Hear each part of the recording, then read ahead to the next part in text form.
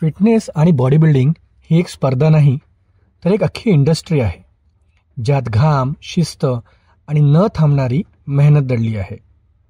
आज आपण भेटणार आहोत याच इंडस्ट्रीमधलं भारतातलं एक मोठं नाव सुहास खामकर. लहानशा गावातून सुरुवात करून मिस्टर इंडिया ते मिस्टर ऑलिम्पिया असा प्रवास करत त्यांनी केवळ स्वतःचं नाव उज्ज्वल केले नाही, तर संपूर्ण भारतीय बॉडी बिल्डिंग इंडस्ट्रीच्या पेचात जागतिक स्तरावर मानाचा तुरा रोवला. आजच्या या एपिसोडमध्ये आपण ऐकूया बॉडी बिल्डिंग इंडस्ट्रीमधील संघर्ष, संधी आणि भविष्यातील दिशा, थेट भारताच्या आयर्नमॅन सुहास खामकर यांच्या अनुभवातून. पोस्ट स्ट्राईक करायचे तुम्हाला, त्यावेळी 10 सेकंड आधी तुमच्या डोक्यामध्ये काय चालू असतं? इथं असं प्रोड्यूस केलं की मी कुठल्या तरी दुसऱ्या देशाकडून खेळतोय. अशा वेळी जे ट्रेनर्स आहेत, कोचेस आहेत, ऐकून त्यांचं माझा एवढा कॉन्फिडन्स असायचा ना, मीच जिंकणार आहे. बॉडी बिल्डिंग म्हणजे ना फार सायंटिफिक गेम आहे आणि 0 कार्ब केल्यावरती काय कंडिशन असेल तू विचार कर. मी फार आघोरी प्रकार केले बॉडी बिल्डिंगमध्ये. आपली बॉडी कशी आहे हे पहिला समजलं पाहिजे. पहिलं तर जाणून घेऊया की स्टेरॉइड्स म्हणजे नक्की काय आहेत, कसे वर्क करतात बॉडीवर. बॉडी बिल्डिंग जो करू शकतो ना, तो जगात काहीही करू शकतो. दुधाची काही एक गरज नाहीये. त्या आपल्या दैनंदिन जीवनामधून काढून टाका. त्याच्यामध्ये कुठेतरी असं कोणतरी कॉम्पिटिटर होता का की ज्याला बघितलं असं वाटायचं की आज थोडं टफ होईल? सॅन मरिनोला गेलो, सॅन मरिनो, तिथं चिटिंग झाली. इटलीला खेळलो, तिथं चिटिंग झाली. हाँगकाँगला खेळलो, तिथं चिटिंग झाली. पेशन्स लेवल संपले. त्याच्यामध्ये एक ह्युमन नेचर म्हणजे थोडा बायस्ड असणं, कोणाची साईड घेणं, लॉबिंग करणं वगैरे हा प्रकार होत असेल. त्याला तुम्ही कधी बळी पडलात काय? ते फक्त एक बॉडी बिल्डरला बॉडी बिल्डरची व्यथा समजू शकते. नमस्कार. आज आपल्याकडे महत्त्वाचा विषय आहे, तो म्हणजे आजची फिटनेस. आणि त्या फिटनेसवर योग्य मार्गदर्शन करण्यासाठी आम्ही एक असे वक्ते बघत होतो की जे त्यातून गेलेले आहेत, योग्य मार्गदर्शन करू शकतील आणि त्याच्यातून त्यांना पर्सनल गेन असं काही नसेल. कारण का आता आपण बघतो चुकीची माहिती देणं किंवा स्वतःच्या फॉलोअर्स वाढवण्यासाठी काहीतरी एक्सक्लुझिव्ह म्हणून काहीतरी भलत्याच गोष्टी सांगणं, तर ते अवॉइड करून आपण त्या इंडस्ट्रीमधले एक्सपर्ट आणण्याचा प्रयत्न होतो. आणि आज तो दिवस आमच्यासमोर आला की स्वतः सुहासजी खामकर आपण या पॉडकास्टसाठी तयारी दाखवलीत आणि एवढ्या शॉर्ट नोटीसवर आपण हे सगळं घडवून आणलो, त्याबद्दल धन्यवाद, आभारी आहे आपले. थँक्यू. तर सुरू करूया आपण. महाराष्ट्रश्री ते डायरेक्ट ऑलिम्पिया, मिस्टर ऑलिम्पिया, हा प्रवास ऐकताना 2 लाईनमध्ये संपतो, पण किती मोठा होता आणि याची फर्स्ट थिंग सुरुवात कशी झाली, कुठून? हा प्रचंड मोठा प्रवास होता हा, पण तो मी अगदी कमी वयामध्ये सुरुवात केली त्याची, त्यामुळे तो लवकर चालू झाला आणि माझ्या अगदी 25-26 एजमध्येच मी सगळं अचीव करून बसलो. तर यातनं एक चांगला मेसेज काय जातो सर्वांनाच की फील्ड कोणतेही असू दे, त्यामध्ये एकदम अर्ली जर तयारी चालू केली तर त्याचा रिझल्ट पण तुम्हाला तेवढा लवकर येतो. आताचं जर एज्युकेशनची जर पद्धत जर बघितली तर तो 21-22 वर्षापर्यंत कॉलेजचं सगळं करत असतो आणि त्यानंतर पुढचं काहीतरी विचार करतो, तो पण 25 ते 30मध्ये पोचतो. त्यात मग त्याचं लग्न करून देतात आणि मग तो संसारामध्ये गुरफटला जातो. तर हे जे आहे ना, ही पद्धत चुकीची आहे. सुरुवात करताना ना शाळेमधूनच करायची. अच्छा. म्हणजे कोणतेही फील्ड असू दे, शाळेमधून सुरुवात करायची. आता माझं स्पोर्ट्स आहे म्हणून नाही, तर कोणत्याही फील्डमध्ये आता जर त्यामध्ये त्याला मोठं काम करायचं आहे ना, तर शाळेपासून त्याची सुरुवात करायची. म्हणजे अगदी 5वी-6वी पासून. आपली सुरुवात कधी झाली? आता माझ्या बाबतीत जर बोलायचं झालं, मी मूळचा कोल्हापूरचा आहे. माझं बॅकग्राऊंड बघितलं तर माझे आजोबा जे होते, म्हणजे आईचे वडील, वडिलांचे वडील दोन्ही पैलवान. माझे वडील पैलवान, माझे काका पैलवान. माझा भाऊ थोडंसं जिममध्ये आला आणि त्यानं थोडं बॉडी बिल्डिंगची सुरुवात केली आणि त्याचं बघून मी पण मग जिममध्ये जायला लागलो आणि तिथून ही सुरुवात झाली. अच्छा. भावामध्ये आणि माझ्यामध्ये बरेच एक 7-8 वर्षाचा गॅप आहे, त्यामुळे त्याला बघून मी वर्कआउट चालू केला. आणि कोल्हापूरमध्ये मी माझ्या वयाच्या 10व्या-11व्या वर्षी मी एक्सरसाइज वगैरे हे करायला लागलो होतो. त्यावेळेला वातावरण असं होतं ना की जिममध्ये जातोय म्हणजे अरे तुला काय भाई बनायचं आहे काय, दादागिरी करायची आहे काय, तुला गुंड बनायचं आहे का, म्हणजे असा व्ह्यू होता लोकांचा. आणि नंतर त्यामधून जरासं पुढे आल्यानंतर मग ते व्ह्यू चेंज झाला. मला त्याला फार लोकांच्या गोष्टी ऐकून वगैरे, तरी पण मी करत गेलो आणि तिथून मग एका लेवलला पोचलो, पेपरला फोटो यायला लागले. त्यानंतर मग लोकांना समजलं अरे हा काहीतरी चांगलं करतोय. मग तिथून मिस्टर तू जसं महाराष्ट्रश्री म्हटलं तर महाराष्ट्रश्री हे फार पुढची गोष्ट आहे. मी पहिला कोल्हापूर श्री झालो. आणि त्या कोल्हापूर श्रीच्या अगोदर आमची जिमची मर्यादित कॉम्पिटिशन होती. त्यामध्ये मला उत्तेजनार्थ क्रमांक मिळाला होता, म्हणजे हे 4था नंबर मिळाला होता. आणि भावानं माझ्या तिथं फर्स्ट मारलेला होता. तेव्हा मी जेमतेम किती अगदी 12-13 वर्षाचा असेल मी. आणि माझ्या वयाच्या 15व्या-16व्या वर्षी मी कोल्हापूर श्री झालो. तिथून जी जर्नी चालू झाली ते अगदी 2018पर्यंत, म्हणजे कोविड यायच्या अगोदर तिथपर्यंत हे सगळा माझा प्रवास चालला. पण त्याच्यामध्ये तुम्हाला जेव्हा तुम्ही पोझिंगला उतरताय, महाराष्ट्रश्री असेल किंवा ऑलिम्पिया असेल, तेव्हा जाणून घ्यायला आवडेल की जी पहिली 10 सेकंड्स असतात शेवटची, म्हणजे आता पोझिंग सुरू होणार आहे, फर्स्ट पोज स्ट्राईक करायची तुम्हाला, त्यावेळी 10 सेकंड आधी तुमच्या डोक्यामध्ये काय चालू असतं? याच्यामध्ये बघ कसं आहे माहिती आहे काय, ते म्हणतात ना की वाईट बोलू नका, वाईट ऐकू नका, वाईट बोलूही नका, ऐकूही नका, आणि म्हणजे काय आजूबाजूला तसं ठेवू नका, निगेटिव्हिटी काय नको. आणि माझ्या घरात जर बघितलंस ना, माझे आईवडील काही शिकलेले फार नाही आहेत, पण त्यांची जी शिकवण होती ना मला, ते अगदी लहान असल्यापासून कुणाच्याबद्दल वाईट विचार करायचाच नाही. आपण जे काय करतोय ना ते चांगलं करायचं, प्रामाणिकपणे करायचं, त्याला 100% देऊन करायचं. माझे जर इंटरव्ह्यू बघितलास ना त्यावेळचे सुद्धा, तर कोणतीही स्पर्धा असू दे, अगदी महाराष्ट्रश्री असू दे, इंडिया असू दे, एशिया असू दे, किंवा वर्ल्ड असू दे, किंवा ऑलिम्पिया असू दे, त्या सगळ्याचे इंटरव्ह्यू माझे बघ, मी कुणाचंच नाव घेत नव्हतो कधीच नाही. मी जिंकणार आहे, माझा एवढा कॉन्फिडन्स असायचा ना, मीच जिंकणार आहे. आणि मला असं वाटते की तो माझा कॉन्फिडन्स कुठेतरी ना मला जिंकत घेऊन गेला त्या ठिकाणी. माझी तयारी तेवढीच असायची. मी कॉम्पिटिशनला जाताना, म्हणजे मला आठवतं एक माझी महत्त्वाची कॉम्पिटिशन होती आणि माझी आजी एक्सपायर झाली. तर मला घरचे पण मला नाही बोलले, तू एवढी तयारी केलीस, मी वर्ष घालवलं होतं त्याला, आणि अगदी म्हणजे जवळजवळ 7 किलो वजन कमी केलेलं होतं. म्हटलं तू पहिला ती कॉम्पिटिशन करू नये. मी कॉम्पिटिशनला गेलो, ती कॉम्पिटिशन केली, जिंकली, आणि मग तिकडे गेलो मी. म्हणजे प्रचंड त्याग केलेला आहे मी. ही झाली वाईट गोष्ट. आता माझे आजूबाजूचे बरेच माझे चुलत भाऊ, चुलत बहीण, माझ्या रिलेशनमध्ये बाकीचे काही, यांची लग्न असायची, साखरपुडा असायचा, मी कधीच कुठल्या कार्यक्रमाला नसायचो. तर ह्या ज्या गोष्टी होत्या ना, ह्या फार महत्त्वाच्या होत्या. आणि हे माझा तो जो कॉन्फिडन्स असायचा ना, तो ह्या गोष्टीमुळे असायचा. मी फार सॅक्रिफाय केलेलं आहे माझ्या लाईफमध्ये, मी त्या गेमसाठी. आज सुहास खामकर म्हणून मी समोर बसलो आहे. का बसलो आहे? कारण मी त्यावेळेला तेवढा टाईम दिला आणि त्यामध्ये काहीतरी वेगळं मी केलं. मला त्यावेळेला डायव्हर्ट करायला खूप सारे आले होते. बरं, महत्त्वाचं काय असतं? पैसा. पैशाचे मार्ग मला तर एवढे आले होते ना, मी कितीतरी हजारो करोडचा मालक होऊ शकलो असतो. पण सुहास खामकर म्हणून तुम्ही मला ओळखलं नसतं आज. कोणतरी आहे बाबा, समजलं? तर माझा जो ट्रॅक होता, जो फोकस होता ना, त्याच्यावरून कुठं हल्लोच नाही मी. आणि त्यामुळे तो माझा कॉन्फिडन्स होता, मी जिंकणार आहे. आणि तू जसं म्हटलास ना, शेवटचे 10 मिनटं किंवा 10 सेकंद कॉम्पिटिशन जेव्हा चालू होते ना, तेव्हा पब्लिकच तुमचा रिझल्ट देत असतो. तर मी जेव्हा स्टेजवर जायचो ना, तर मला त्यावेळचा क्राऊड मला आठवतोय, फक्त माझ्या नावाने दंगा करत असायचा, ओरडत असायचा. म्हणजे मी त्यांचा हिरो. मला आठवतंय फार स्ट्रगल त्या काळात मी केलेला होता. आणि मी जेव्हा कॉम्पिटिशनला जायचो ना, तर माझे काही ठराविक मोजके मित्र माझ्याजवळ असायचे. मी तेवढे 4-5 जण घ्यायचो आणि जायचो, कारण त्यावेळेला पैशाची सगळी ॲडजस्टमेंट करायला लागायची. पण माझ्या कॉम्पिटिशनला जे काही खेळाडू बाकीचे असायचे ना, ते काय करायचे, त्यांना वाटायचे की ओरडायला लोक खूप सारे घेऊन जायचे, म्हणजे नंबर बाबा काहीतरी चेंज होईल. आपण तसं कधीच केलं नाही. मग ती येऊन लोक ओरडायची दुसऱ्या नंबरने. आता तू कॉम्पिटिशनला बघितलास तर नंबर असतात, 1, 2, 3, ट्रंक नंबर असतात ते. आणि त्या ट्रंक नंबरप्रमाणे तिथं खालून पब्लिकला ओरडायला लावतात. तर आपण तसं कधीच केलं नाही. पण ते पब्लिकचं जे प्रेम होतं ना, ते तिथं शेवटचे 10 काय, मला अगदी कॉम्पिटिशनलाच मला ते एवढं प्रोत्साहन द्यायचे की मला कॉन्फिडन्स यायचं की मीच जिंकणार आहे. त्यामुळे माझे सगळे इंटरव्ह्यू बघ त्यावेळेचे तसेच होते.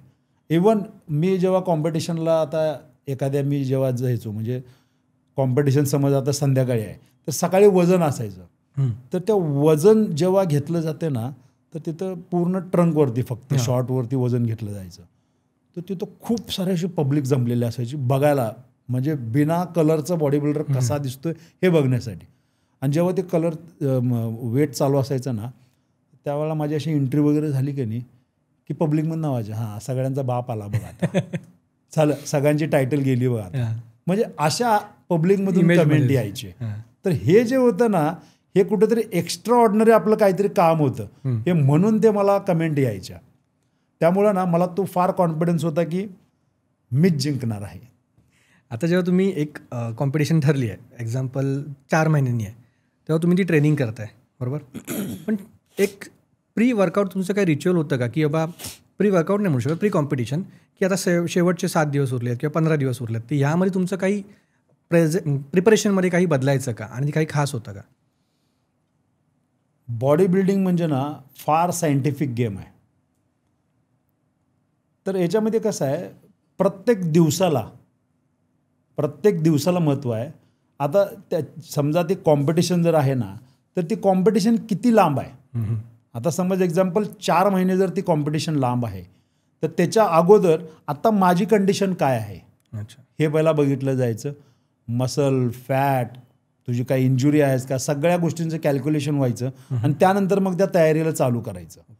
ती तयारी चालू केल्यानंतर जसे जसे दिवस जवळ आपण जायचो कॉम्पिटिशनला, त्यानंतर मी कोणत्या ग्रुपमध्ये खेळणार आहे त्याची तयारी केली जायची आणि त्या पद्धतीनं मग कॉम्पिटिशनला उतरायची तयारी व्हायची. आणि शेवटचा जो 1 महिना असतो ना तो फार महत्त्वाचा असतो.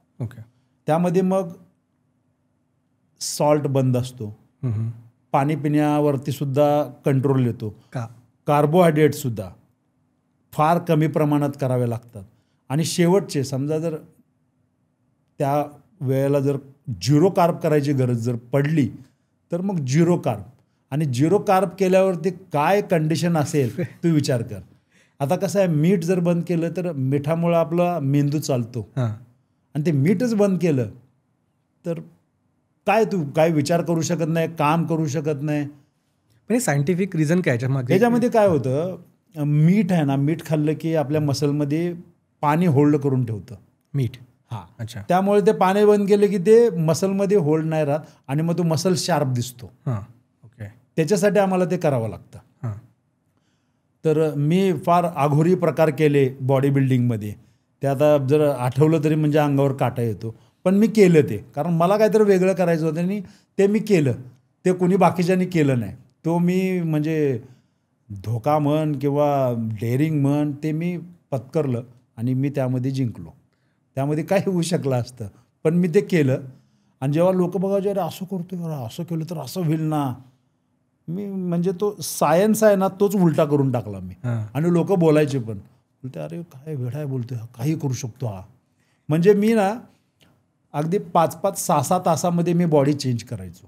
कसं काय वेगळं? मग तेच ना, हे पाणी, तुझा डाईट, सॉल्ट, ह्या ज्या सगळ्या गोष्टी आहेत ना, तू काय खातो, किती खातो, तिची क्वांटिटी काय आहे ना, त्याच्यावर हा गेम आहे. माझं टाइम टेबलच पूर्ण बनत एकदम. तू आता कसं आहे माहिती आहे काय, आत्ताच्या जनरेशनमध्ये असं चाललंय, ते कुठंतरी गुगलवरती आलंय किंवा ChatGPTवरती आलंय किंवा तो करतोय किंवा हा करतोय म्हणून मी पण करतोय. तसं नाही. प्रत्येकाची बॉडी वेगवेगळी आहे. तर प्रत्येकाने ना आपली बॉडी कशी आहे हे पहिला समजलं पाहिजे आणि त्यानंतर पुढे गेलं पाहिजे. आणि मी माझी बॉडी चांगल्या पद्धतीने समजलं होतं. त्यामुळे मी जेव्हा स्टेजवर असायचो ना तर सगळ्यांच्यापेक्षा वेगळा दिसायचो आणि मग मी जिंकायचो. बरं, तुम्ही आता म्हणताय बॉडी ओळखली पाहिजे. आता एखादा व्यक्ती स्टार्ट करतोय करिअर, की मला आता ठरवतोय की मी करिअर करणार बॉडी बिल्डिंगमध्ये, पण आपल्याकडे असं काही इन्स्टिट्यूट वगैरे आहे का की जे तुम्ही बारीक बारीक गोष्टी सांगताय त्या गोष्टींमध्ये हेल्प करू शकेल, की तुम्हाला एक एक्सपर्ट घ्यावा लागतो असं काही? इन्स्टिट्यूट असं काही नाही आहे. म्हणजे एक वाईट गोष्ट आहे सध्याच्या घडीला आमच्या इंडस्ट्रीमध्ये ना, प्रत्येकजण काहीतरी कमवण्यासाठीच बसलेला आहे आणि त्याला काय फॉलोवर्स पाहिजे आहे, त्याला पब्लिसिटी पाहिजे आहे, त्याला थोडा मिर्च मसाला काहीतरी वाकडं काहीतरी वाईट बोलायचं आणि थोडं फॉर्ममध्ये यायचं, अशा पद्धतीचं आमच्या या इंडस्ट्रीमध्ये ट्रेंड चालू आहे. आणि मला वाटतं ते कुठेतरी चुकीचं आहे. तर त्या गोष्टीच्या मागे न जाता स्वतः बाबा, जर सुहास खामकर जर कॉम्पिटिशन करत होता त्यावेळेला तो सॉल्ट जर 8-8 दिवस बंद करत होता, तर मी 8 दिवस बंद करून चालेल का? त्यांनी स्वतःवरती ट्राय केला पाहिजे. तर एवढं नाही तर बाबा मला 3 दिवसाचा पण पुरे होतोय असं जर त्याला वाटत असेल तर त्यांनी प्रयत्न केला पाहिजे. मिरर जो आहे ना, मिरर तो आपला गुरु आहे सध्याच्या डेटला बॉडी बिल्डिंगमध्ये. ह्याच्यामध्ये अशी कुठली अकॅडमी नाही किंवा काही नाही. तर मला वाटतंय प्रत्येकाचा गुरु प्रत्येक स्वतः आहे. तर त्यांनी ठीक आहे, बाकीच्यांचं नॉलेज त्यांनी म्हणतात ना, ते ऐकावे जगाचे मग करावे मनाचे. तर त्या पद्धतीने तुम्ही सगळ्यांचं ऐका आणि तुम्ही स्वतःच्या बॉडीवरती तुम्ही कॉन्सन्ट्रेट करा, बघा बॉडीमध्ये काय काय चेंजेस होत आहेत आणि त्यानंतर तुम्ही तिथं जावा असं मला वाटतं. ही इंडस्ट्री आपली ग्लॅमरस आहे, म्हणजे बघून असं वाटतं रे वा काय बॉडी आहे, मस्त कॉम्पिटिशन करतोय, रील्स छान आहेत, दिसायला छान आहे, मुली वेड्या असतील वगैरे असं एक्सेट्रा. पण याच्यामध्ये एक अशी बाजू पण असेल की जी बाहेरच्यांना प्राथमिकता दिसत नाही, प्रायमरीली ते दिसत नाही आहे की ती गोष्ट करण्यासाठी काय एफर्ट्स घेतलेले आहेत. तर अशी कुठली बाजू तुम्हाला एक्सप्लोअर करायला? मस्त, एकदम चांगला प्रश्न विचारला आहे. म्हणजे मी पण याला फेस केला आहे. आता काय होतं मोस्टली, आता मी तुला जे सांगतोय ना, हे मी तुला सांगतोय तू फक्त ऐकू शकतोस, हां. परंतु मी जेव्हा सांगतोय आणि समोर एक बॉडी बिल्डर बसलाय तर तो बॉडी बिल्डरना समजू शकतो, रिलेट करू शकेल पटकन की बाबा त्यानं काय जगलेलं आहे किंवा तो कसा त्यातनं गेलेला आहे. म्हणजे त्या बॉडी बिल्डिंगच्या ज्या यातना आहेत ना, तो बॉडी बिल्डरच समजू शकतो. तो कॉमन पीपल समजूनच घेऊ शकत नाही ॲक्च्युली. हे झाले एक. म्हणजे इवन तुझे आई बाप असतील, भाऊ बहीण असेल, तुझी बायको मुलं असतील, तुला कुणीच समजून घेऊ शकत नाही. अशी परिस्थिती बॉडी बिल्डरची असते. आता तुला सांगतो ऐक, होतं काय, बॉडी बिल्डिंग म्हणजे टेस्टोस्टेरोनचा गेम आहे. ह्यामध्ये जर तो शेवटच्या काळामध्ये जर तू 0 कार्ब करत असेल, आता समज तू जर एक तुझ्या दुपारचं जेवण समज तुझं खाल्लंच नाही आणि संध्याकाळ पण जर उपाशीच राहिला, तुझी चिडचिड काय तर होत असेल की नसेल, आता तू जर खाल्लेलंच नाही आहेस आणि तुला म्हटलं की बाबा तू 6 तास वर्कआउट कर, काय हालत होईल विचार कर. ठीक आहे, हे झाले एक. आता समज तुला सॉल्ट पण नाही आहे, त्याला चव नाही, टेस्ट नाही, काही नाही आहे आणि म्हटलं तू दररोज 7 तास वर्कआउट करायचं आहे, कार्डिओ करायचं आहे, तुझं काम पण करायचं आहे, तुझी फॅमिली सगळं बघायचं आहे, काय होईल त्या डोक्याचं सांग. हे आपल्या देशामध्ये कुठल्याही बॉडी बिल्डरला वेगळी फॅसिलिटी काही नाही आहे. स्पेसिफिक माझ्या बाबतीत जर बोलायचं झालं तर सकाळी 6 वाजल्यापासून ते रात्री 1-2 वाजूपर्यंतचा शेड्यूल सगळा करून मी माझ्या कॉम्पिटिशन्स, माझा वर्कआउट, माझं सगळं शेड्यूल मी फॉलो करायचो. आता यात होतं काय, ज्या वेळेला आता समज एखादा कुठला तरी तू फंक्शनला गेला आहेस किंवा तुझ्या मैत्रिणींसोबत कुठं तर गेला आहे, तर बॉडी बिल्डर आमचा काय करतो, तो सगळा स्वतःचा डाईट घेऊन येतो, कारण तो बाहेरचं खाऊ शकत नाही आणि त्याला तेवढी प्रोटीन, तेवढी कार्बोहायड्रेट्स ते बॉडीमध्ये लोड करायचेच आहेत. ठीक आहे, मग तो टाईम टू टाईम त्याला मागे पुढे करून चालत, तर तो डिसिप्लिन आहे आणि तो डिसिप्लिन केला तर तो बॉडी बिल्डिंगमध्ये जिंकू शकतो. ठीक आहे, मग आता समज ग्रुप आहे, ग्रुपमध्ये बाबा आमचा बॉडी बिल्डर करतो, हां टाईम झाला चला, तिने डबा काढला, खायला चालू केलं. आता तिथं आजूबाजूला जे आहेत ना ते काय म्हणते, काय शेल्फिश आहे, विचारलं सुद्धा नाही हो. अरे तुला कशाला विचारायचं, तू तिकडे जाऊन वडापाव खातोय, तू तिकडे जाऊन चहा पितोय, तिकडे जाऊन कोल्ड्रिंक पितोय. हा बॉडी बिल्डर नाही ना तसं खाऊ शकत, त्यातलं तू शेअर पण नाही करू शकत. समजा त्याने 200 ग्राम चिकन आणलं आहे, त्यातलं तुला अर्ध दिलं तर 100 ग्रामच त्याला प्रोटीन राहिले. त्या 100 ग्राम प्रोटीनमध्ये ते बॉडीमध्ये ॲक्च्युली प्रोटीन किती ॲब्झॉर्ब होणार सांग. तर हा जो फंडा असतो हा त्या समोरच्याला समजत नाही. ते फक्त एक बॉडी बिल्डरला बॉडी बिल्डरची व्यथा समजू शकते. हे झाले एक. हे फक्त फ्रेंड्स किंवा ग्रुप नाही, इवन तू कुठल्या पाहुण्यापायात सुद्धा गेलास ना किंवा तू तुझ्या घरच्यांच्या सोबत जरी गेलास ना, हो ना काय नुसतं स्वतःच बघतो रे, ह्याला का पडलेलंच नाही, तर त्यांनी जर ते केलं नाही ना तर तू त्या जागेवरती पोचणार नाही आहे. हा कॉमन सेन्स आहे. आता ह्याच्या पुढे जाऊन अजून एक विषय असतो. बॉडी बिल्डर काय असतो, आता समज तुला खायलाच दिलं नाही, प्यायलाही दिलं नाही, तू काय करणार? तू शांत असं बसशील ना, कुणाशी काय बोलणार नाही, काय नाही काय. आता ह्याच्यामध्ये होतं काय, एवढा गर्विष्ठ आहे ना सुहास खामकर, एवढा गपणा आहे ना त्याच्यात, फार ॲरोगंट आहे, म्हणजे काहीही त्याच्याबद्दल बोललं जाते. एवढा ताट आहे ना, काय बॉडी बिल्डर असला म्हणून काय, म्हणजे अशा पद्धतीनं हे सगळं होतं. आता काय होतं, समज आता जर त्या बॉडी बिल्डरची जर अशी परिस्थिती जर असेल तर तो काय करणार सांगणार आहे. तो काम पण करतोय, ऑफिसला जातोय, सगळ्या बाकीची दुनियादारी करतोय, कुठले जर काही सोशल वर्क आहे तिकडेही जातोय, आणि तिथं जर समज आजूबाजूला येऊन जर बिना कामाची बडबड, म्हणजे त्याला काय महत्त्व नाही, तर तो तेवढं बोलू शकत नाही, तो तेवढं त्यांच्याबरोबर हे करू शकत नाही. हां बाबा तो खाऊन पिऊन आहे, मस्ती करतोय, तर तुमच्याशी बोलेल, सगळ्या गोष्टी करेल. म्हणजे मला बऱ्याच ठिकाणी अनुभव आले, म्हणजे फार मोठे ऑफिसर होते ते, आणि मी स्ट्रिक्ट डाईटवर होतो. माझी एक 8 दिवसानंतर कॉम्पिटिशन होती आणि मीटिंग होती, सगळे मोठे ऑफिसर बसलेले होते, ते समोर बसले होते आणि सगळे काय काय बोलत होते, मी फक्त नोट करत होतो. नोट करून वगैरे घेतलं, बसलो, आणि मी फक्त आल्यानंतर good morning sir, okay sir, जाताना बाय सर, म्हणजे मला जे कामाचं होतं ते मी केलं येणार आहे. पण नंतर म्हणजे मी पहिल्यांदाच त्यांना भेटलो होतो, म्हणजे फार काही त्यांच्याशी ओळखी नव्हती, आणि मग ते आटपून सगळं गेलो. आणि नंतर माझं एक काम होतं काही दिवसानंतर, त्यांच्याकडे गेलो तर ते त्यांच्याकडेच पेंडिंग राहिलं. एकदा दोनदा तीनदा भेटून राहिलं, त्यांनी काही केलं नाही. तर त्यांचे एक परिचयाचे होते, त्या म्हटलं जरा सर ते असं राहिले, ते जरासं तेवढं बोलता का तुम्ही? हां बोलतो. त्याला त्यांनी फोन केल्यानंतर, अरे बोलते तो लय ताट आहे, तो बोलते त्या दिवशी असं. मग आता हे माझे मित्र, अरे बाबा बोलले त्यांचं त्यांना पुरं असते बोललाय तो, ते तसं नाही आहे, ती बॉडी बिल्डरची पर्सनॅलिटी तशी असते, ते तुला असं वाटलं. त्यानंतर मग ते मी नाही आम्ही बसलो, आणि ते आजच्या डेटला आता माझे सगळ्यात चांगले मित्र आहेत. म्हणजे लोकांना माहितीच नसतं, ते समजूनच घेऊ शकत नाहीत. हे अशा आमच्या बॉडी बिल्डर बरोबर बरेच वेळा घटना अशा घडत असतात.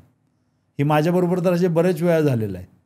म्हणजे बाबा आमचा बॉडी बिल्डर चालतो, बरं चालतो तसा का चालतो, कारण त्याचे लॅट्स बाहेर आलेले असतात, त्याचे इथं लागत असतात, त्यामुळे त्याचे थोडे हात बाहेर येतात, त्याचं वजन तेवढं आहे, त्याच्या मांड्या घासत असतात, त्याला चालता येत नाही. हे कोण विचार नाही करत.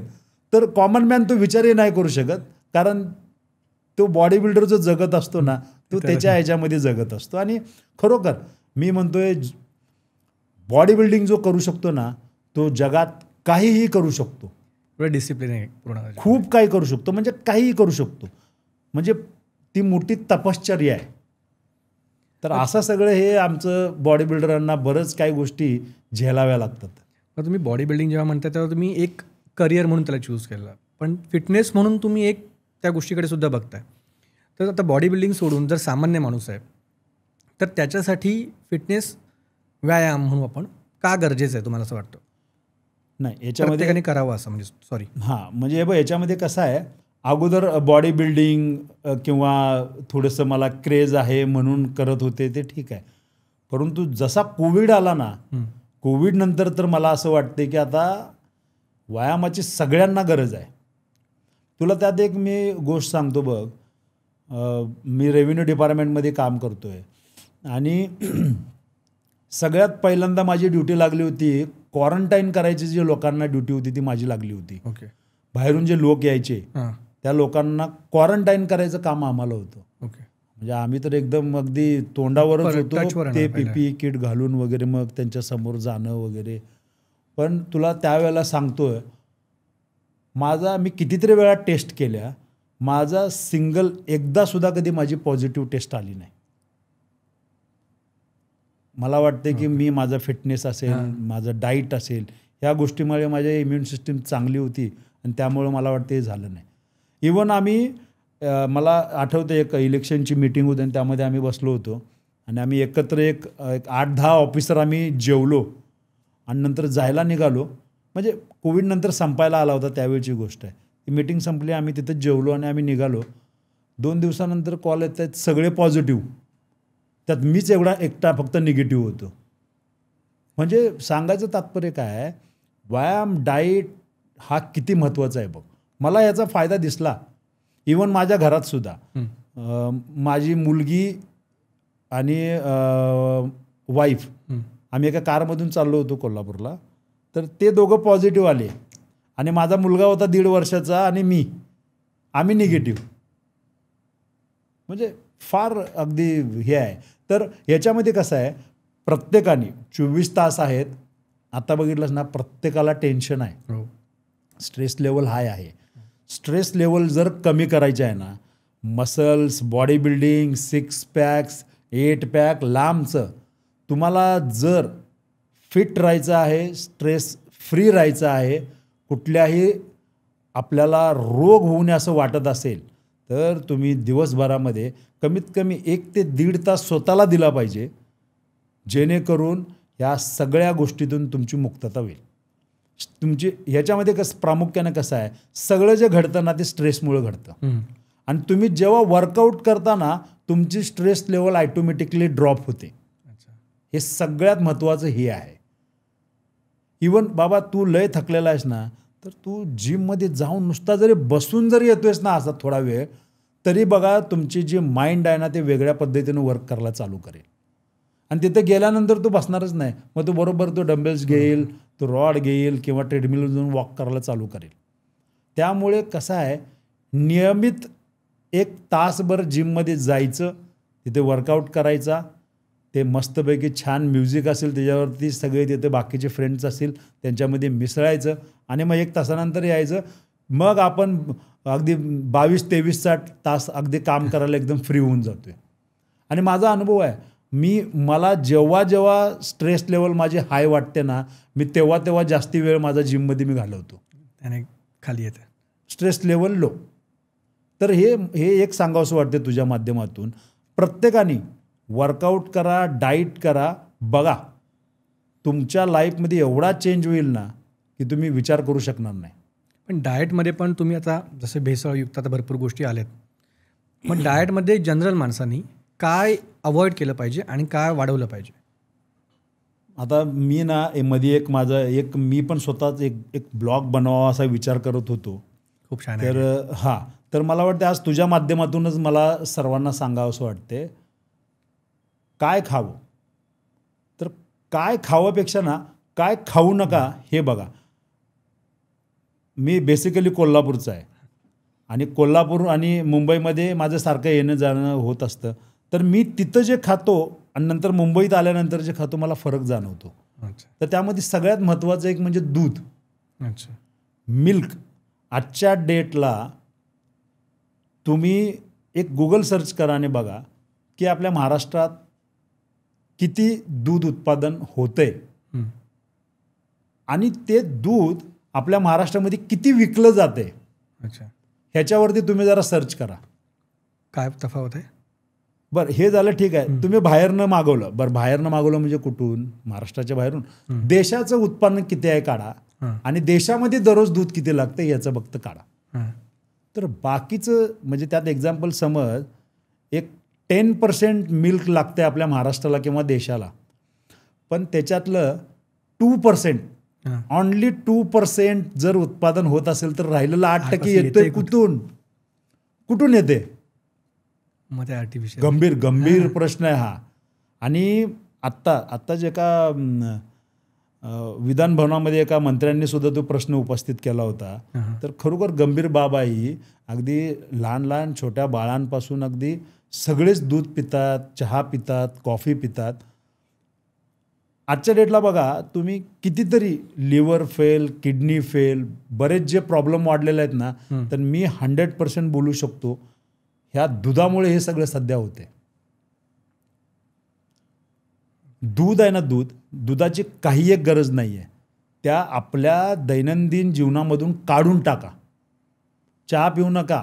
चहा प्यायचा काळा चहा प्या, कॉफी प्यायची आहे ब्लॅक कॉफी प्या, अजिबात तिकडे जाऊ नका. कारण दूध 100% डुप्लिकेट आहे. माझ्या घरात सुद्धा मी सगळ्यांना सांगितले, मी सर्वांना बोलतोय, नेहमीच बोलतोय, दूध पिऊ नका. दूध आणि दुधापासून बनलेलं जेवढं काय आहे, बटर, चीज, सगळं ताक, जे काय असेल ते काहीच खाऊ नका. सगळं डुप्लिकेशन आहे. हां, तुमच्या घरात गाय आहे तर तुम्ही खाताय, बनवून घरात स्वतः खा. अजिबात त्या दुधामध्ये जाऊ नका. आणि दुधाचं काही एक गरज नाही अशी बघायला गेली तर. बाकीचं जो प्रोटीन आणि कॅल्शियमसाठी काही गोष्टी आहेत त्या आपण करू शकतो. हे जे मी बोललोय ना, मी तर बोलतोय एक समाज प्रबोधनाचं काम होईल. तो एक चांगला हायलाईट करून दाखवे. नक्की. कारण ही समाजाला सांगणं गरजेचं आहे. लोकांना कळत नाही आहे. मी एका दोघांना, माझ्या 4-5 आजूबाजूच्या लोकांना सांगतोय, माझ्या मित्रपरिवाराला, पाहुण्यांना सांगतोय, परंतु हे सगळ्यांना समजलं पाहिजे. आणि खरोखर ते जर बंद झालं, म्हणजे गव्हर्नमेंट आहे ते त्यांच्या पद्धतीने त्याच्यावरती पावलं उचलत आहे, पण आपण जर त्याची मागणीच कमी केली तर ते ऑटोमॅटिक बंद होईल. डुप्लिकेशन कधी होतं माहिती आहे का? एखाद्या गोष्टीची खूप जास्त प्रमाणात मागणी झाली ना की मग त्याच्यामध्ये डुप्लिकेशन होतं. तर हे मला वाटतं की सगळ्यात पहिल्यांदा डाईटवरती मी येण्याआधी तुम्ही तुमच्या लाईफमधनं मिल्क आणि मिल्कपासून बनलेले जेवढे प्रोडक्ट आहेत ते सगळे बंद करा. तुम्ही जर तुमच्या घरात गाय आहे, म्हैस आहे आणि त्याच्यापासून त्याचं दूध येते आणि त्याच्यापासून जर बनतंय ना, तुम्ही खावा बिंदास्त. म्हणून मी म्हटलं, आमच्या कोल्हापूरला जर तू आलास ना, कट्ट्यावरचं दूध म्हणून प्रसिद्ध आहे. तिथं समोर काढतात ते आणि प्यायला देतात. डिफरंट असेल. अरे म्हणजे काय, लगेच फरक जाणवतो. म्हणून म्हटलं कोल्हापुरात गेलो की आम्ही भरपूर दूध खातो. इथं तर मी काय खातच नाही, मी बघत पण नाही तिकडे. तर हा फरक आहे. आता येऊया आपण डाईटवरती. डाईट कसा असावा?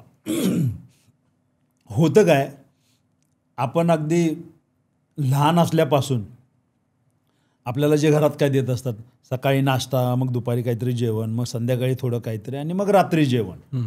तर ते जे आपण खात असतो ना, तेच पूर्ण आयुष्यभर आपण खायचा प्रयत्न करत असतो. तर हे कुठेतरी चुकीचं आहे. आपल्या प्रत्येक दिवशी आहे ना आपले एज वाढते, एक दिवसाने एज वाढते. तर त्यामध्ये आपल्याला काय आहे की जसं जसं आपलं एज वाढते ना, तसं तसं आपल्या खाण्यामध्ये चेंज करणं गरजेचं आहे. वयाच्या 30 नंतर आपण चपाती जी आहे ती बंद करून आपण भाकरीवरती आलं पाहिजे. 35-40 पर्यंत आलात, 40 क्रॉस करून वरती गेल्यानंतर दुपारी 3 किंवा 4च्या नंतर कार्बोहायड्रेट्स घेणं बंद केलं पाहिजे. आता कार्बोहायड्रेट्स मिळतात कशातून हे पहिला तुम्ही सर्च केलं पाहिजे, बघितलं पाहिजे, विचारलं पाहिजे. तर इन जनरल आपल्या घरातले कार्ब्स तुम्ही सांगितलं तर आता म्हणजे घरात कार्ब म्हणजे काय, आपण चपाती तर बंदच करायची आहे. भाकरी असेल, भात असेल, ह्याच्यामधून सगळे कार्ब मिळतात. आपल्याला रात्रीच्या जेवणामध्ये काय खायचं आहे हे महत्त्वाचं असतं, लक्षात ठेवा. म्हणजे समजा ज्याचं आता कोणाचं वजन खूप जास्ती वाढलेलं आहे आणि त्याला जर कमी करायचं आहे तर त्यांनी सगळ्यात पहिल्यांदा एक करायचं, चपाती बंद करायची आणि साखर बंद करायची. ह्याच्यामध्ये बघा तुम्हाला चांगलं 5-6 किलो वजन कमी होईल. कंप्लीट बंद करून टाकायचं आणि एक 40 मिनटं वॉक करायचा. पण साखरेची रिप्लेसमेंट काही लोक गुळ म्हणतात. अरे आहे का? परंतु काय गरजच काय आहे साखरेची किंवा गुळाची मला सांग. गोडाची फक्त तोंडाची चव आहे, त्याला काही एक आपल्या शरीराला त्याचा उपयोग नाही आहे. तुला जे ग्लुकोज पाहिजे आहे ना त्या प्रत्येक गोष्टीमधून तुला मिळतो. लक्षात ठेव, तू भाजी खा, राईस खा किंवा बाकीचं जे काय फ्रूट्स खातोयस किंवा जे काय खातोयस तुझ्या दैनंदिन जीवनामध्ये, ते तुला तुझ्या जेवढ्या बॉडीला हवा आहे ना तेवढी तू शुगर देतो. तुला वरून खायची गरज नाही. साखर म्हणजे विष. जसं मी तुला मगाशी म्हटलं ना, दूध बंद करा, दुधापासून बनलेलं, तसं साखरसुद्धा बंद करून टाका. साखरेमुळं जेवढे रोग आहेत ना ते तुझ्या जवळ येतात. समजलं? त्यामुळे साखरेपासून लांब राहायचं. साखरेचं बाबा ठीक आहे, तुला लयच काय जर हे असेल तर ऑर्गॅनिक गुळमध्ये पण तो काळा मिळतो. आता त्याच्यामध्ये पण एवढी मागणी वाढलेली आहे ना, त्याच्यामध्ये पण डुप्लिकेशन चालू आहे. तर त्यामुळे तुझा बाबा एखादा खात्रीशीर कोण शेतकरी जर असेल तर त्याच्याकडून तो काळा गुळ मागव, तो कधीतरी तू यूज करू शकतो. पण मला काय वाटतंय, हे दररोज खाण्यापेक्षा ना कधीतरी जर खातोय आठवड्यातून एकदा, महिन्यातून एकदा, तर ठीक आहे ते पण. त्यामुळं डाईट कसा करावा, सकाळी उठल्यानंतर थोडेसे ओट्स किंवा उपमा किंवा पोहे अशा पद्धतीचे घरी बनलेलं, हां. त्याच्याबरोबर थोडं काय ते प्रोटीन म्हणजे काय 2 एग व्हाईट घे हां. आणि एखादं फ्रूट घे, हा सकाळी नाश्ता. दुपारच्या जेवणामध्ये काय करायचं, समजा तो 30च्या आत जर असेल तर तो चपाती घेऊ दे, भाजी, एखादी मूग किंवा डाळ अशी काहीतरी, म्हणजे प्रोटीन सोर्स. आणि नॉनव्हेज खात असेल तर मग त्याच्यावर चिकन, फिश ह्या सगळ्या गोष्टी घेऊ दे. फक्त पनीर जो आहे ना, चुकून सुद्धा खाऊ नको, डेंजर. तसंच दुधापासून बनलेलं आहे. तर हे झालं दुपारच्या जेवणामध्ये. संध्याकाळच्या वेळेला आलं ना तर थोडंसं हलकं काहीतरी, म्हणजे काय, एखादा ॲपल घे, 1-2 एग व्हाईट घे त्याच्याबरोबर, आणि एखादी ब्लॅक कॉफी घे, संपला विषय तिथे. त्यानंतर जेव्हा पुढे येणार रात्रीच्या वेळेला, समजा तो 30च्या आत आहे आणि त्याचं वजन पण बाबा जास्ती नाही आहे, तर मग तो थोडासा एक 25-30 ग्राम राईस, म्हणजे छोटासा राईस, आणि त्याच्याबरोबर सलाड, भाज्या वगैरे असं काहीतरी, आणि एक काहीतरी प्रोटीन सोर्स, मग ती डाळ असेल किंवा चिकन असेल किंवा फिश असेल, अशा पद्धतीचं आहार घ्यायचा. आणि समजा ज्याचं वजन जास्त आहे त्यानं मग काय करायचं, संध्याकाळी 6 नंतर नो कार्बोहायड्रेट्स. मग रात्री तो म्हणेल खायचं काय मग आम्ही, मग चिकन खा, फिश खा, एग खा, ब्रोकोली खा, टोफू घे किंवा डाळ असं काहीतरी घे, आणि त्याच्यावर सलाड. हे रात्रीच्या जेवणामध्ये ज्यांचं वजन खूप जास्त आहे आणि कमी करायचं आहे, त्यांनी कार्बोहायड्रेट्स जर खाल्ले ना तर दुपारी 2-3 वाजूपर्यंतच खायचं, त्याच्यानंतर नाही खायचं. ओके. तर अशा पद्धतीनं जर केलं ना तर 100% लगेच चेंज होणार. पण आता समजा सगळं डाएट वगैरे आहे, बट वर्कआउट करायला खरोखर जेन्युइनली कोणाला वेळ नसेल, तर त्यांना अशा 5-6 एक्सरसाइज ज्या असतील ज्या घरी होऊ शकतील पण ज्या खूप नेसेसरी आहेत. मग आता कसं आहे, टाईम मिळत नाही हे काय कारणच नाही आहे. हे बघ 24 तास आहे, टाईम प्रत्येकजण काढू शकतो. फक्त त्यांनी ना आपल्या स्वतःला किती इम्पॉर्टन्सी द्यायचं आहे ना त्याच्यावरती हे ठरतं. आता माझं सुद्धा शेड्यूल फार टाईट असतं पण मी करतो. बट ज्याच्याकडे टाईमच नाही ना त्याने काय करायचं, मग सकाळी उठलं ना, समजा सकाळी तो 6ला उठतोय ना, तर 40 मिनटं अगोदर उठू दे. उठायचं, फ्रेश होऊन यायचं, घड्याळ लावायचं, 25 मिनिट चालत जायचं, आणि जिथं 25 मिनटं संपतायत ना तिथून मग परत घरी यायचं. 50 मिनटाचा वॉक झाला, मग येऊन तुझं पुढचं काय असेल तर कर आणि मग जाऊ दे. म्हणजे हे तरी करायचं. ह्याच्यामध्ये हे जरी तू केलंस ना, तुझ्या बॉडीची फ्लेक्झिबिलिटी वाढणार, तुझे वेट लॉस होणार, तुला ते वॉक झाल्यामुळे तुझं डोकंही जास्ती काम करणार, म्हणजे जो काही तुझं काम करत असेल त्यामध्ये तुझं चांगल्या पद्धतीने वर्क करणार, स्ट्रेस लेवलसुद्धा तुझी कमी होणार. ओके. आणि होम वर्कआउट काय असेल तर मग घरातला वर्कआउट करायचं म्हटलं तर हे बघ, किती जरी काय म्हटलंस ना, घरी वर्कआउट होत नाही. मी बऱ्याच जणांनी करायचा प्रयत्नसुद्धा केला आहे. घरी मोठे मोठे ट्रेडमिल आणून जरी ठेवले ना तरी होत नाही. तर घरच्या घरी करणारे वर्कआउट आहेत, पण तो एक प्रोफेशनल बॉडी बिल्डरच करू शकतो की बाबा त्याचा ॲप्सचा वर्कआउट करतोय, पुलअप्स मारतोय, डिप्स मारतोय, सूर्यनमस्कार मारतोय, पुशअप्स वगैरे. हां, हे एवढंच करू शकतो. ह्याच्या व्यतिरिक्त काय करू शकत नाही. पण घरी होत नाही, वर्कआउट होत नाही. बाजूला कुठली जिम असेल ना तिथं जायचं आणि ॲडमिशन करायचं, आणि काहीच जमत नाही तर वॉक करायचं. 25 मिनिट्स रिटर्न बस. ओके. आता तुम्ही कॉम्पिटिशन एवढे स्थानिकपासून इंटरनॅशनलपर्यंत केले आहेत, त्यांची लेवल्स कुठल्या कुठल्या असतात? म्हणजे जनरली पहिली कॉम्पिटिशन जर आपण महाराष्ट्रश्री पकडतोय तर तिथून पुढे काय काय असतात? ह्यामध्ये असतात म्हणण्यापेक्षा असं होतं. ओके, होतं, आता नाही आहे. आत्ता काय झालं आहे, बॉडी बिल्डिंग फेडरेशनचा सुळसुळाट झालेला आहे. अच्छा, मल्टिपल झालं. म्हणजे पूर्वी कसं व्हायचं, एखादी फेडरेशन, एकच फेडरेशन होती, आणि त्यावेळेला अजून एक कुठली होती त्याला कोण विचारतच नव्हतं सर, पण एकच फेडरेशन होती. त्यामध्ये मग कसं होतं, पहिला समज आता मी कोल्हापूरचा आहे तर कोल्हापूर श्री, मग महाराष्ट्र श्री, मग मिस्टर इंडिया, मग मिस्टर एशिया, मग मिस्टर वर्ल्ड, आणि मग मिस्टर ऑलिम्पिया, असा हा क्रम ठरलेला होता.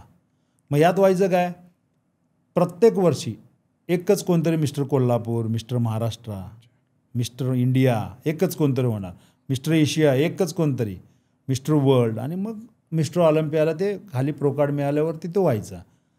आत्ता काय झालं आहे, जवळजवळ 15-16 फेडरेशन सध्या चालू आहेत.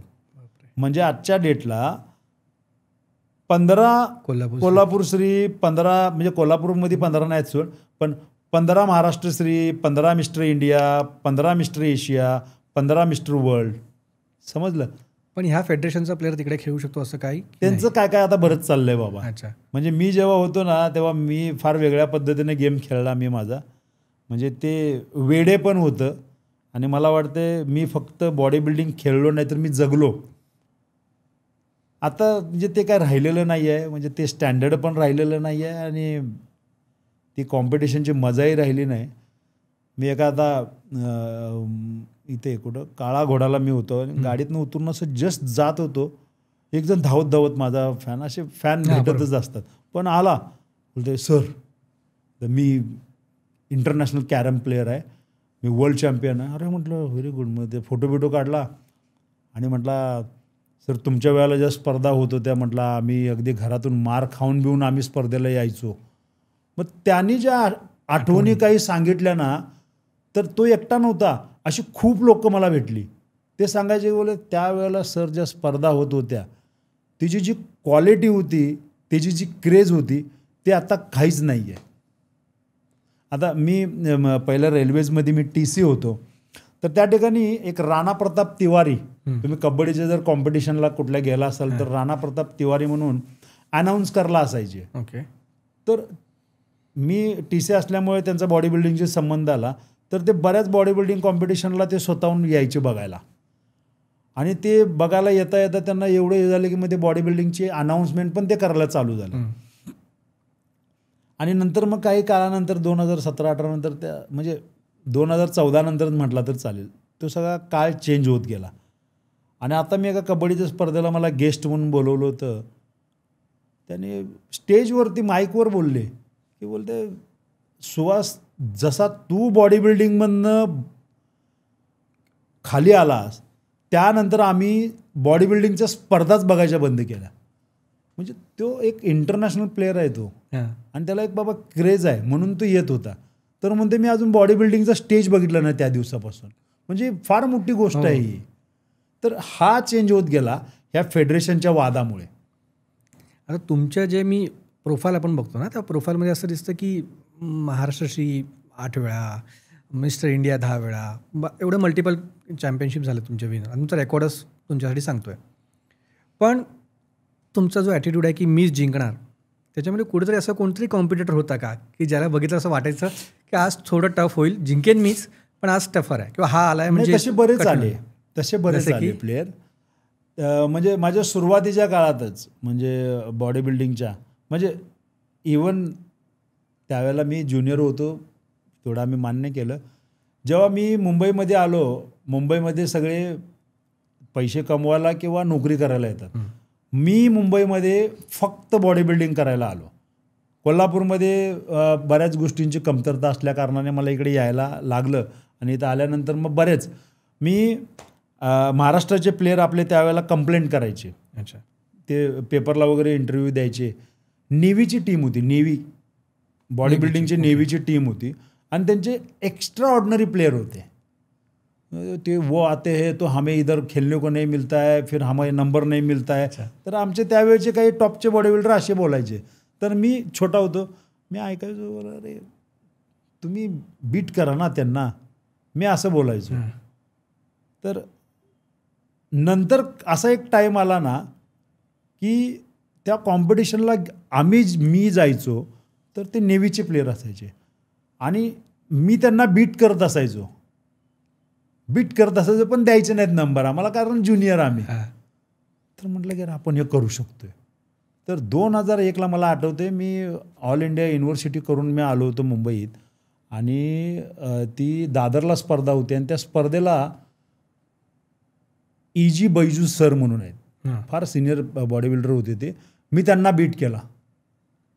नावाजलेले, फार मोठे नावाजलेले, कितीतरी वेळा मिस्टर इंडिया आणि नेव्हीचे टॉपचे प्लेयर होते ते. म्हणजे मी त्यावेळेला अशी अपेक्षा केली होती की अरे माझा 3रा-4था आला तरी चालेल. तर तिथं मी बीट करून माझा फर्स्ट आला होता त्या ठिकाणी.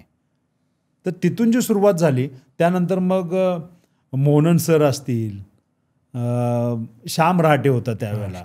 श्याम रहाटेनं बरेच वेळेला असताना पण मला दिला नाही, पण काय वाईट नव्हतं. पब्लिक जे ओरडायची ना, मी त्यात खुश व्हायचो की बाबा नाही, पब्लिकने मला नंबर दिलेला आहे. पण नंतर मी चांगला असताना पण मला नंबर दिला नाही, पण काही कंप्लेंट नव्हती. माझ्याकडे पेशन्स खूप होते. मी प्रत्येक वेळेला जायचो, असं काहीतरी व्हायचं, मी परत यायचो, परत तयारी करायचो. आणि ते आजच्या डेटला ना, आत्ताच्या जनरेशनमध्ये नाही आहे. पण असं वाटतं का की हे सगळं घडल्यानंतर आपलं जे धैर्य असतं किंवा आत्मविश्वास असतो तो तुटायचा. कुठेतरी तुटायचा. त्यातून परत कसं आहे? पण मी फार जिद्दी होतो, फार म्हणजे फार. माझ्या ठिकाणी कुणी जरी असताना त्यानं बॉडी बिल्डिंग सोडली असती, कधीची सोडली असती.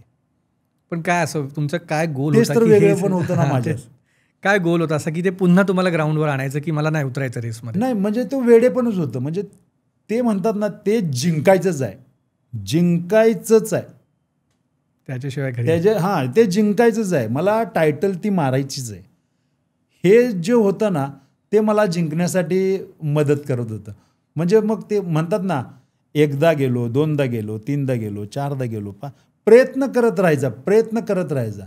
आज नाही उद्या, उद्या नाही परवा तुला ते मिळणार आहे. ह्यातनं मी हे शिकलो की सातत्य त्यामध्ये पाहिजे, तुम्ही जिंकू शकता. पण असं नाही वाटलं कधी, कारण का मी सारखा उतरतोय, पॉलिटिक्स होतंय, पुन्हा बाहेर पडतो, तर मग हे असंच चालणार तर गिव्हअप करावं असं? नाही ना, मला कधीच वाटलं नाही असं. मी तेवढ्यापुरता चिडायचो, पण मी कधी कुणाला उलटं बोललो नाही, कधी कुणाला काही वाईट बोललो नाही. मी घरी शांत यायचो. हे सगळ्यामध्ये ना बॉडी बिल्डिंग इंडस्ट्रीमध्ये चॅलेंजेस सगळ्या साईडने आहेत. तर बीट म्हणजे आता कसं होईल की कोच प्रॉपर मिळणं किंवा स्पॉन्सरशिप लागेल, जी काय खर्च असतो, काही लोक अफोर्ड नाही करू शकत ते असेल, किंवा काही लोकांचा इंजुरीज वगैरेचे पण इश्यू असतील, हे सगळे आहेत. तर याच्यापैकी सगळ्यात मोठं चॅलेंज काय वाटलं तुम्हाला त्यावेळी, आणि त्यावेळीचे तुमचे चॅलेंजेस ह्याच्यापेक्षा काही वेगळे होते का? नाही, हेच होतं सगळं. सगळ्यात मोठं चॅलेंजमध्ये परिस्थिती. म्हणजे अगदी मला माहीत नाही एवढं कसं जमलं. म्हणजे अगदी 1,000-1,500 रुपये सुद्धा खर्च करणे माझी लायकी नव्हती त्यावेळची. पण एवढं कसं जमलं मला आश्चर्य वाटतंय. कारण मला वाटतं ती माझी कष्ट करायची जी क्षमता होती, सातत्य होतं, ते कुणीतरी पाहिलं. ते होते विक्रमसिंग घाडगे साहेब, कोल्हापूरचे. आपण ज्यांचा इतिहास वाचतो, शाहू महाराज, ते त्या घरातून दत्तक घेतलेले होते. अच्छा. तर रॉयल फॅमिलीचे. त्यांनी मला एकदा बघितलं आणि म्हटलं, अरे तू काय करतोयस? म्हटलं सर, म्हटलं इथं स्टेशन रोडला म्हटलं सायकल पंक्चरचं करतोय म्हटलं, आणि दिवसभर सकाळी स्कूल कॉलेजला जाऊन येतो, आलो की दिवसभर पंक्चर असते म्हटलं, आणि मग संध्याकाळी जिमला जातोय. त्यांना एकदम इंटरेस्टिंग वाटलं. ते म्हटलं उद्या ऑफिसला ये. म्हटलं किती रुपये कमवतो? म्हटलं 1,500-1,500 रुपये कमवतो. बोलले ठीक आहे, तू आता ते काम करू नको बोलले. तुला तेव्हा वय काय होतं आपलं? माझं वय होतं त्यावेळेला काहीतरी 18-19 वर्षाचं होतो मी. म्हटले पैसे तुला मी पाठवू, फक्त व्यायाम करतो. आणि म्हटले आमच्या कारखान्याचं नाव दे, शाहू शुगर फॅक्टरी. म्हटलं यस सर. म्हटलं मला तिथं जाणीव झाली की म्हटलं मला हा खूप मोठा सपोर्ट मिळाला. पहिला स्पॉन्सर. हो, समोरून काही कसली त्यांनी अपेक्षा ठेवली नाही, काही नाही. आणि तिथून जी सुरुवात झाली, मग मागे नाही थांबलो. मुंबईला आलो त्यावेळेला त्यांनी मला महिन्याचा 26,000 रुपये मला पाठवत होते. 26,000 रुपये त्यांच्या कारखान्याच्या ऑफिसरचा पण पगार नव्हता एवढा, असं त्यांनी मला सांगितलेलं. आता ह्याचं कसं काय करायचं ते तू बघ. आणि जेव्हा मी इथं आलो ना, तर त्यावेळेला माझा खर्च होता 40,000 रुपये. तर वरची सगळी मला अरेंजमेंट करायची होती. तर पण मी केली ती. आणि त्यातून मग जे पुढे गेलो, तर मला मागं बघायची गरज नाही पडली. आता पण ॲव्हरेज काय असेल बॉडी बिल्डरला जर मंथली एक्सपेन्सेस? 1.5 लाख रुपये मंथली. मग अशा वेळी स्पॉन्सरशिप वगैरे उभी राहते की ती व्यक्ती आता कसं आहे माहिती आहे काय, आत्ताची जी जनरेशन आहे, तो मला स्पॉन्सरशिप मिळावी, मला कोणतरी सपोर्ट करावा, ते कसं करतील सांगा? पहिलं काहीतरी दाखवावं लागतं. बरं, मला जो स्पॉन्सर मिळाला ना, का मिळाला? माझा पेपरला आहे ना, दर 2-3 दिवसांनी माझा पेपरला फोटो यायचा कोल्हापूरला. त्यावेळेला मला बिना स्पॉन्सरचे माझ्या आईवडिलांनी मला सपोर्ट केला, भावानी सपोर्ट केला. त्याच्यावरती मी तिथे बॉडी बिल्डिंग करायचो आणि माझा प्रत्येक पेपरला फोटो असायचा. सलग 2 वर्ष पेपरला फोटो येत होते. त्यांनी मला बघितलं होतं की अरे कंटिन्यू असतोय पेपरला, त्यामुळे त्यांनी मला ऑफर केली ना. पहिला काहीतरी दाखवावं लागेल, तेव्हा समोरून लोक येणार. मग आता तिकडे अडचण येते. हां, म्हणून पहिलं काय, समाजाला पहिलं तुम्ही दाखवून द्या की तुम्ही काहीतरी आहात, मी काहीतरी करतोय, तेव्हा अख्खा समाज तुमच्या मागं उभा राहतो. तिथून पण इथं आल्यानंतर मला इथं बरेच प्रॉब्लेमला मला फेस करायला लागले. मला आठवतंय, जसं म्हटलं तुला की मला 25-26,000 मिळायचं आणि 40-45,000 रुपये माझा खर्च व्हायचा नुसता डाईटचा, बाकीचं ट्रॅव्हलिंग वगैरे सगळं वेगळं. अच्छा. मी एका कॉम्पिटिशनची तयारी केली आणि त्या कॉम्पिटिशन होत्या US मध्ये, आणि ते तयारी करता करता करता सगळं अकाउंटचे पैसे संपले. आणि जेव्हा ते US एम्बेसीला गेलो व्हिजासाठी, तर त्यांनी सगळं बघितलं, अकाउंट सगळं बघितले. अकाउंटवरती पैसेच काही नाही. माझा व्हिजाच माझा नाकारला. कारण दिलं की अकाउंटवर पैसे नाही आहे. अरे बोला, आम्ही कॉम्पिटिशनला चाललो आहे, आम्ही करणार आहे ना, आमची बाकीची टीम आहे, तिकीट आमचे आहेत. तर ही न्यूज झाली फ्लॅश TV वरती, पेपरला, सगळीकडे. तर महाराष्ट्रातून अख्ख्या, तेव्हा राजसाहेबांनी पण मला चांगली हेल्प केली, प्रत्येक पक्षाच्या लोकांनी हेल्प केली. माझ्या अकाउंटवर आहे ना, त्या 8 दिवसामध्ये जवळजवळ 26-27 लाख रुपये आले. सांगायचं तात्पर्य समजून घे, तू जर काय करतोयस ना, तर तुझ्या मागे अख्खा समाज उभा राहतो. मग ते अकाउंटवर आले, मग ते पेपरबाजी झाली, अगदी फार CM पर्यंत विषय गेला. मग त्यांनी परत इंटरव्ह्यूसाठी पुन्हा रिक्वेस्ट केली. मग परत 4 दिवसांनी माझा इंटरव्ह्यू घेतला. मग ती सगळ्या पुढच्या गोष्टी झाल्या. पण झाली ती कॉम्पिटिशन व्यवस्थित? ती कॉम्पिटिशन तर ते माझी झालीच नाही सोड, पण त्याच्या पुढे लगेच नेक्स्ट कॉम्पिटिशन होत्या कंटिन्युअसली, त्या सगळ्या माझ्या झाल्या आणि मी जिंकल्या त्या. आता तुम्ही एवढं कॉम्पिटिशनसाठी खूप प्रिपरेशन होतं, खूप सॅक्रिफाईस, म्हणजे लिटरली मीठ पाणी हे सगळं. जेव्हा ती कॉम्पिटिशन संपते, विनर अनाऊन्स होतो, जिंकलात हरलात जे काय असेल ते, त्यानंतर पहिलं मील काय असतं तुमचं? असं वाटतं का की आता थोडं ब्रेक घ्यावा? आणि पहिलं मील असं नाही, म्हणजे पाणी, आता त्या पाण्याची व्हॅल्यू काहीच नाही आहे तुला किंवा कॉमन कुणालाच नसते तुम्हाला. आणि जेव्हा तो 2-3 दिवस पाणीच पित नाही, तेव्हा त्या पाण्याची व्हॅल्यू त्याला कळते. पहिला बॉडी बिल्डर काय पित असेल तर ते पाणी, आणि ते अमृतापेक्षाही कितीतरी गोड असतं, असं म्हटलंच तर काय वावगं ठरणार नाही. ते एवढं, म्हणजे त्याला काय शब्दात नाही व्यक्त करू शकत, एवढं असं म्हणजे तो आनंद असतो पाणी पिण्याचा. पण काहीतरी खावं असं वाटतं, कारण की खूप सॅक्रिफाईस. त्यानंतर मग कसं आहे, म्हणजे माझं मी तुला सांगायचो, मी माझ्या एवढा स्ट्रिक्ट डाईट कोणीच करायचं नाही, कोणीच. म्हणजे कसं आहे, बाकीचे बॉडी बिल्डर काय करायचे, म्हणजे लोकल छोट्या मोठ्या स्पर्धा असल्या ना, त्या जरी झाल्या की जाऊन तिकडे काहीतरी दुसरं त्यांचं जे आवडते त्यांना ते खायचं. पण माझं टार्गेट कसं असायचं, मी इथल्या ज्या स्पर्धा असायच्या ना लोकल, त्या जस्ट अशाच टाइमपास म्हणून खेळायचो, माझा खर्च निघावा म्हणून. पण माझं टार्गेट असायचं कुठलं, Maharashtra Shri, Bharat Shri, mister Asia, mister world, mister Olympia. तर माझं टार्गेट ते असायचं. महाराष्ट्रश्री माझं टार्गेट झालं समज, तर मी काय करायचो, त्या कॉम्पिटिशनला मला 4-5 महिने द्यायला लागायचे. तर 4-5 महिने मी माझी लिस्ट काढायचो की स्पर्धा झाली की लगेच ह्या हॉटेलला जेवायला जायचं आहे, दुसऱ्या दुपारचं इथं जायचं आहे, रात्रीचं इथं जायचं आहे, म्हणजे सगळी लिस्ट असायची. मग मी, माझे मित्रमंडळी, माझी बायको वगैरे असं आम्ही सगळं खायचो, 4-5 दिवस खायचो मस्त, आणि मग पुन्हा तयारी चालू. मग तेच मील काय होतं की जे मला खायचं? मग कसं आहे, गाजर हलवा मला फार आवडायचा, तर मी गाजर हलवा पहिला खायचो आणि मग तिथून सगळे बाकीच्या गोष्टी. आणि मग कोल्हापुरी मटण, मी कुठेही गेलो ना तर मटण फक्त कोल्हापुरातच जाऊन खातो, ती टेस्ट कुठे नाही. तोंडाला पाणी. पण तुमचं जेव्हा कोल्हापूर आपण म्हणतो, कोल्हापूरला मी पण एक गेलेलो, आणि जवळजवळ 5-6 दिवस आम्ही एक ट्रॅव्हल सिरीज केलेली. तर तिकडे मी तांबडा पांढरा रस्सा जेव्हापासून प्यायलो तेव्हापासून बाहेर कुठेच ट्राय केला तर तो तसा नाहीच मिळाला. मग असं बिईंग कोल्हापुरी, तुम्हाला ते सॅक्रिफाईस हे खूप मोठं नाही वाटत का कधी, की त्याच्याशिवाय राहणं या टुर्नामेंटसाठी किंवा कॉम्पिटिशनसाठी? मोठंच आहे, पण त्याच्यामुळे मी फिट राहतोय, एकदमच हेल्दी राहतोय ना, हे चांगलंच आहे. आता बघितलं, आता माझ्या आजूबाजूला बघितले तर अरे, म्हणजे माझ्या वेळची, माझ्या स्कूलमधले वगैरे, आम्ही एकत्र उभं राहतो, तर अरे म्हणजे एवढा फरक कसा जाणवतोय. तर हे का, तर मी डाईट करतो, वर्कआउट करतो, क्वालिटी फूड घेतो म्हणून. तर हा डिफरन्स जाणवतो. आणि हे जेव्हा बघतो ना तेव्हा वाटतं की बाबा मी हे जे केले आतापर्यंत त्याचं हे सार्थक आहे.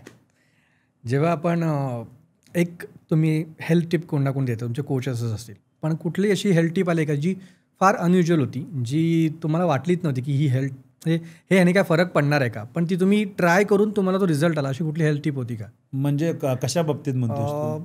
डाएटबद्दल असेल किंवा अजून कुठल्या मसल्ससाठी असेल एक्झाम्पल, तर डाएट म्हणून की सरप्रायझिंग रिझल्ट आले की तुम्ही ट्राय करायला पहिलं हेजिटेट करत होतात की नाही मे बी नाही वर्कआउट होणार, पण ती चांगली निघाली नाही कसं आहे माहिती आहे का, अरे बॉडी बिल्डिंगमध्ये अशी कुठलीच गोष्ट नाही आहे इमिजिएट. हो. त्यामुळे ते कसं घेतोय, कसं करतोय, कोणत्या वेळेला करतोय, पुढे त्याचं टार्गेट काय त्याच्यावर डिपेंड असतं ते. आणि एकाला होतंय म्हणजे दुसऱ्याला होते असं नाही. जसं मगाशी मी तुला प्रत्येकाचा बॉडी टाईप प्रमाणे प्रत्येकाचा टाईप वेगळा आहे. तर तुमच्या वेळी तुम्ही एवढं हार्डकोर डाएट वगैरे करून केलं, आत्ता काही शॉर्टकट्स आलेत, स्टेरॉइड्स म्हणू आपण त्यांना. तर पहिलं तर जाणून घेऊया की स्टेरॉइड्स म्हणजे नक्की काय आहेत, कसे वर्क करतात बॉडीवर ते. याच्यामध्ये कसं आहे, बॉडी बिल्डिंग हा ॲनाबॉलिक खेळ आहे हे खरंच आहे, पण त्याच्यामध्ये पण कसं आहे की बाबा तुझं काहीतरी लिमिट असलं पाहिजे. जर तो करतोय की बाबा एका लेवलपर्यंत पोचला येतो आणि तिथे 1-2% कुठंतरी वरतोय, तर ते एक विषय वेगळा आहे. आत्ता काय झालं आहे, जिममध्ये एखादा पाय ठेवतो ना तिथूनच बाबा मला हे पाहिजे, मला ते पाहिजे, तर हे चुकीचं आहे. मला वाटतं पहिला वर्कआउट केला पाहिजे, भरपूर डाईट केला पाहिजे वर्षानुवर्ष, कमीत कमी 6-7 वर्ष. ओके. त्यानंतर तुम्ही जर कुठं तर थोडंफार कमी पडताय ना, तर एखादी मदत घेते वगैरे, तर ती गोष्ट वेगळी. असं जर रूल्सप्रमाणे बघायला गेलं तर ते वाईटच आहे, ते घेतलंच नाही पाहिजे. असं लिगल इलिगल हां आहे का असं काही? नाहीच ना, ह्याच्यामध्ये काहीच नाही आहे. आणि दुसरी गोष्ट कसं आहे, ह्याच्यामध्ये एक महत्त्वाचे 2 इंजेक्शन आले आहेत, टर्मिन आणि ॲम्प म्हणून. ओके. तर हे आहे ना, हे बॉडी बिल्डिंगच्या नावाखाली ते विकली जात आहेत. काय ते डिफरंट करतात बॉडीमध्ये? डिफरंट नाही, काय घेणं देणंच नाही आहे. कसं आहे, बॉडी बिल्डिंगमध्ये बेसिकली सगळ्या ॲनाबॉलिक स्टेरॉइड्स यूज केली जातात, पण हे जे आहे हे कुठलं ॲनाबॉलिक स्टेरॉइड्स नाही आहे. आजच्या डेटला ते म्हणजे एक व्यसन म्हणून यूज करतायत. ओके. म्हणजे ते घेतल्यानंतर त्याला एकदम हॅपी फील होते. तो समजा एक 10 किलो जर डंबेल्स मारत असेल तर ते घेतला की डायरेक्ट तो 50 किलोच मारतो. अच्छा. आता समजा एखादा कुस्तीचा पैलवान आहे आणि तो जर तिथे कुस्ती खेळायला गेला तर ते घेऊन जातोय, तर तो म्हणजे अगदी 3-4 मिनिटातच ती कुस्ती मारून बाहेर येतोय.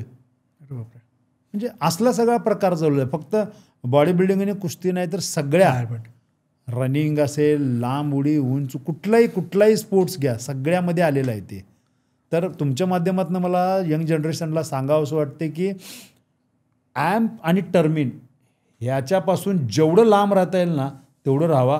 कितीतरी घर उद्ध्वस्त होताना मी स्वतः पाहिलेले आहेत. त्यामध्ये जर एकदा माणूस जर गेला तर त्यामधून बाहेर येण्यासाठी प्रचंड हाल होतात, सगळ्या पूर्ण परिवाराला त्रास होतो. तर कृपया ह्याच्यापासून लांब राहा.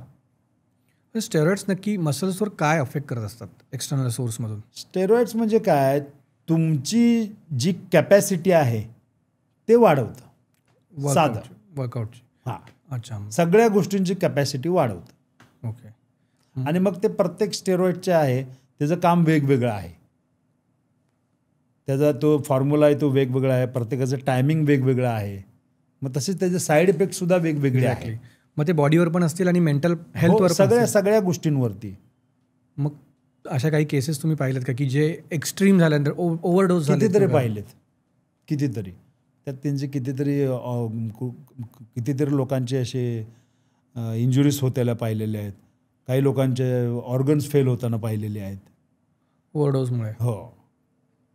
मी लिगल इलिगल का विचारलं, कारण का काही असे कंपोनंट्स आहेत आपण केसेसमध्ये वाचतो न्यूजपेपरला वगैरे स्पोर्ट्समधून की त्यांचं काहीतरी वेगळं औषध चालू होतं, त्या औषधांमधून ते कंपोनंट गेले असं त्यांचं म्हणणं असतं. तर त्यामुळे मी विचारलं लिगल इलिगल कंपोनंट काही असे असतात का की जे तुम्ही औषधामधून घेऊ शकता? पण कसं आहे, आमचा हा खेळ अजून ऑलिम्पिकमध्ये नाही आहे.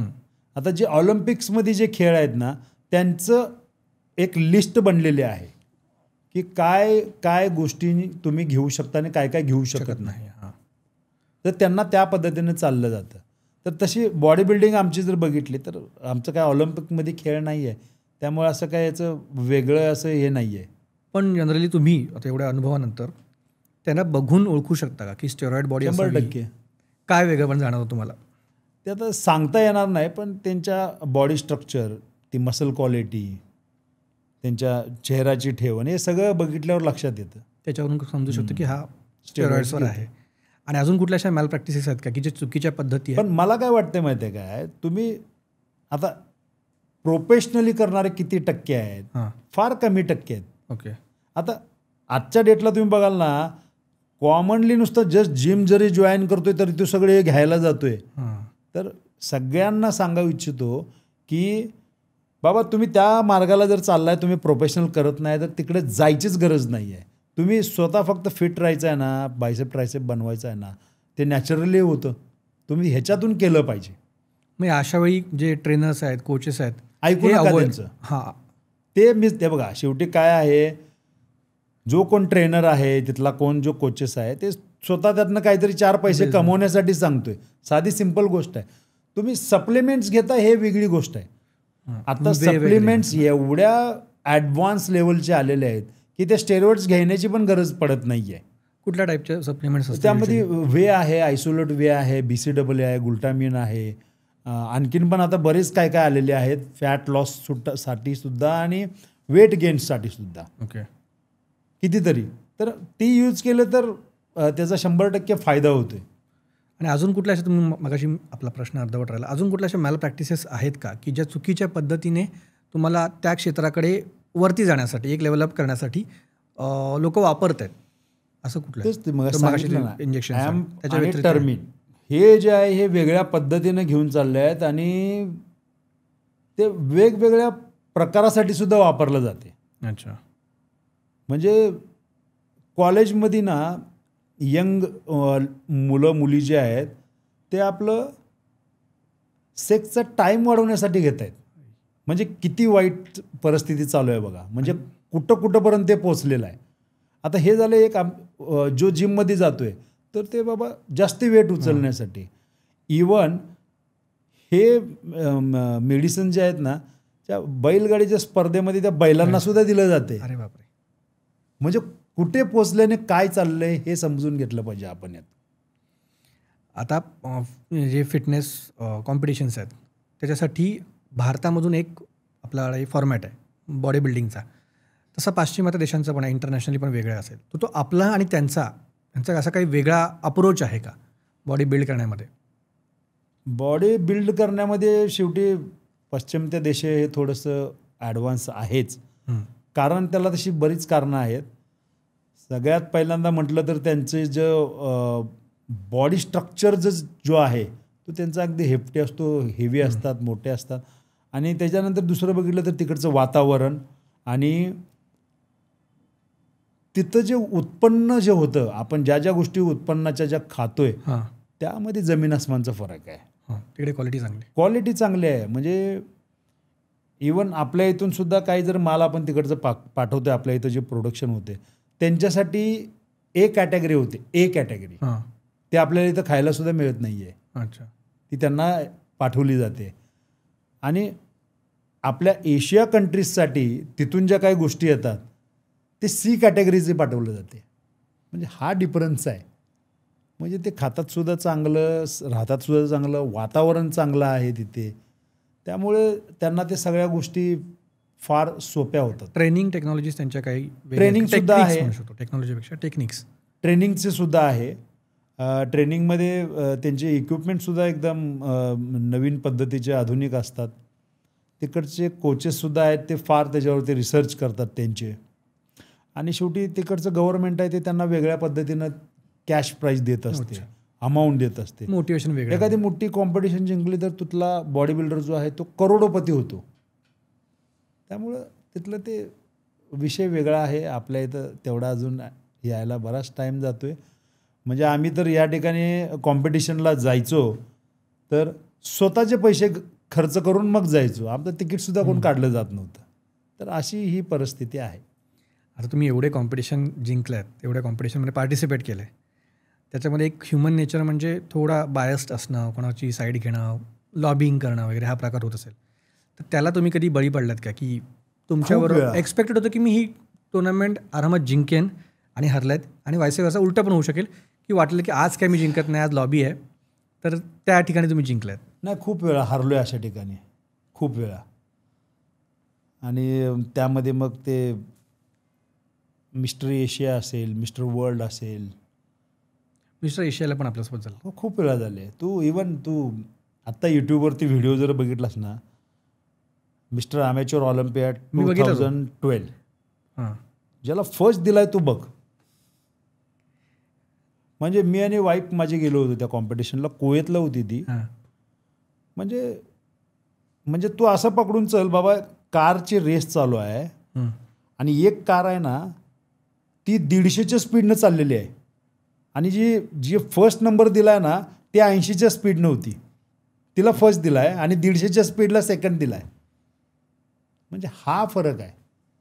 एवढे प्रचंड आपल्यावरती लॉबिंग सगळ्या गोष्टी या झालेल्या आहेत, पण आपण त्या गोष्टीला हे केलं नाही. आपण लढत गेलो. पण एक टाईम असा आला की अरे म्हटलं अजून किती वर्ष करायचं म्हटलं, आणि हे आमच्यावर असे अन्याय होत राहणार. किती वर्षे सोसत राहायचा.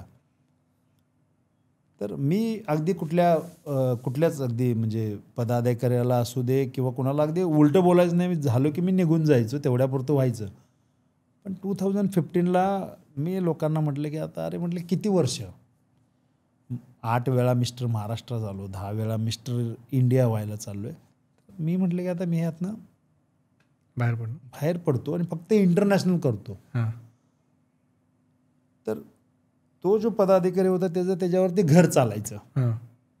सुहास खामकर जर खाली खेळायचं बंद झाला तर मग Interest ह्याचं घर कसं चालणार. हां. तर त्यांनी त्याचं दिमाग चालवलं आणि त्यानं काय केलं, त्याला असं वाटलं की बाबा सुहास म्हणजे हा एकदम रागीट आहे, की एकदा जिंकला नाही तर परत तयारी करून येईल. हां. तर आता मी कंटिन्युअसली 10 वर्ष मी जिंकतोय मिस्टर इंडिया, आणि जे कॉम्पिटिशन्सला सगळे जे होते ना, जे 10 वर्ष खेळत होते ना, हां. तेच सगळे त्या वर्षीही होते. हां. म्हणजे ज्यांचं माझ्याशी घेणं देणं नाही असे खेळाडू होते.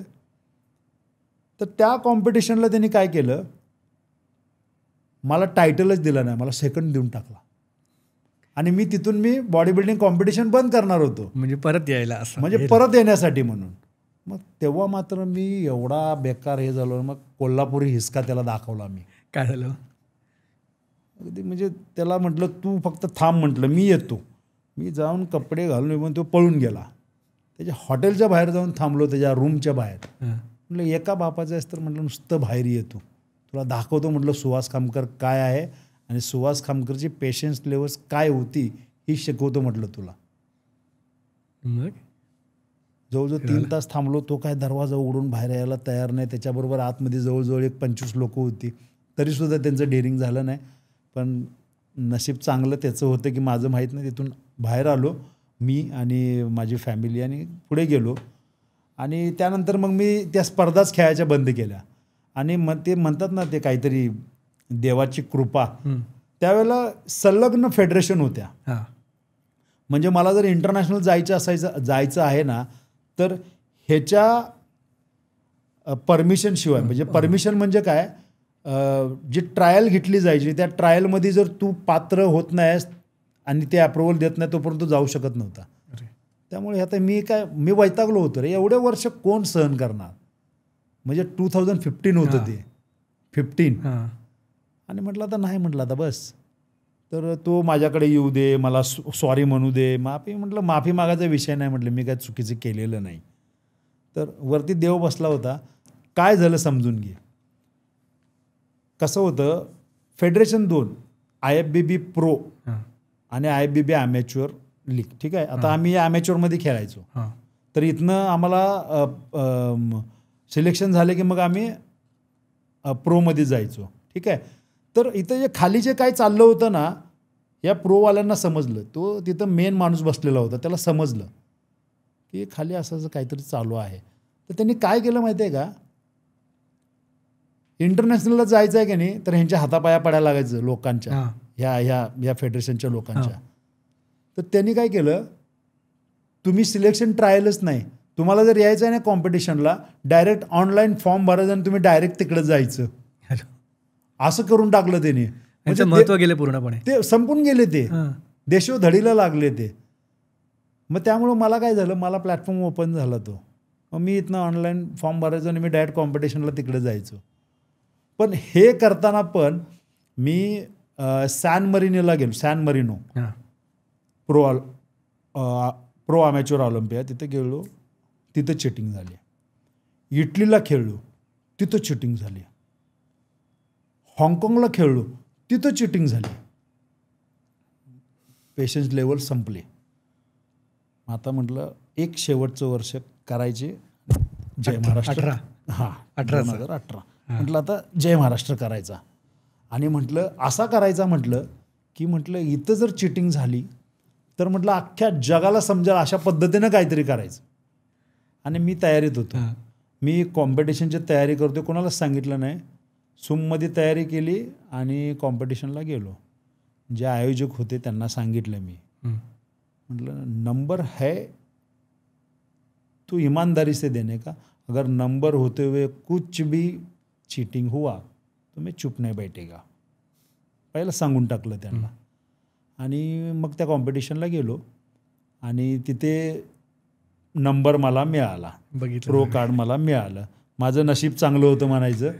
आणि तिथून मग म्हटलं की बाबा, नाहीतर तिथून मी बॉडी बिल्डिंगच सोडणार होतो, मी परत करणारच नव्हतो. पण त्यानंतर माझं बॅड लक एवढं की त्यानंतर एक कॉम्पिटिशनची नेक्स्ट तयारी केली आणि मला ते व्हिसाचा थोडा इश्यू झाला. त्यामुळे मला पुढं जॉईन नाही, म्हणजे पार्टिसिपेट नाही करता आलं. आणि त्यानंतर लगेचच जवळजवळ ते कोविड वगैरे आला बघ. 20ला कोविड आला.